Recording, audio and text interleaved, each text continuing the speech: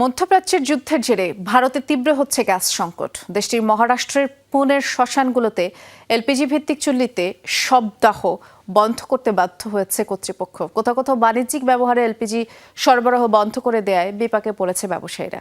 বিভিন্ন শহরে গ্যাস সংকটে একের পর এক খাবারের দোকান, রেস্তোরাঁ বন্ধ হচ্ছে। বিশ্বের দ্বিতীয় সর্বোচ্চ এলপিজি আমদানি করে ভারত। দেশটি মোট আমদানিকৃত এলপিজির প্রায় ৯০% মধ্যপ্রাচ্য থেকে নেয়। রেইনবো অলরাউন্ডার এক্সটেরিয়র পে বাড়ির বাহিরের দেয়ালের সুরক্ষা নিয়ে থাকুন নিশ্চিন্ত, সাথে পাচ্ছেন 10 বছরের ওয়ারেন্টি।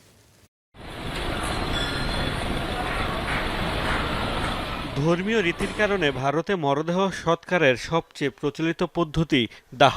দেশটির শ্মশানগুলোতে বৈদ্যুতিক চুল্লির পাশাপাশি শবদাহে জ্বালানি হিসেবে এলপিজিও ব্যবহার করা হয়। মহারাষ্ট্রের পুনেতে মোট ২৭টি শ্মশানের মধ্যে ১৮টিতেই শবদাহে এলপিজি ব্যবহৃত হয়। যুদ্ধের কারণে শ্মশানের সবকটি গ্যাসের চুল্লি বন্ধ রাখা হয়েছে। চালু রয়েছে কেবল বৈদ্যুতিক পদ্ধতি। ফলে শ্মশানের সক্ষমতা কমে গেছে। দৈনিক শতাধিক মরদেহ দাহ করতে হিমশিম খেতে হচ্ছে কর্তৃপক্ষকে। মোট ২৭টির মধ্যে ১৮টি শ্মশানে আমরা এলপিজি ব্যবহার করি, তবে আমাদের অন্যান্য ব্যবস্থাও রয়েছে। মাসে প্রায় ২,০০০ মৃতদেহ দাহ করতে পারি। বাণিজ্যিক এলপিজি সরবরাহ বন্ধ থাকায় আমরা গ্যাস চালিত চুল্লি ব্যবহার নিরুৎসাহিত করছি।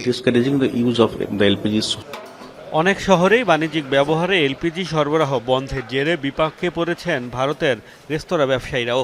পাঞ্জাব, কর্ণাটকে একের পর এক বন্ধ হচ্ছে খাবারের দোকান। গ্যাসের দাম বাড়ায় বিপাকে সাধারণ মানুষও। বিশ্বের দ্বিতীয় বৃহত্তম এলপিজি আমদানিকারক ভারত। মধ্যপ্রাচ্য থেকেই প্রায় ৯০% এলপিজি আমদানি করে দেশটি, যা হরমুজ প্রণালী হয়ে ভারতে প্রবেশ করে। মোস্তফা মাহমুদ, যমুনা নিউজ।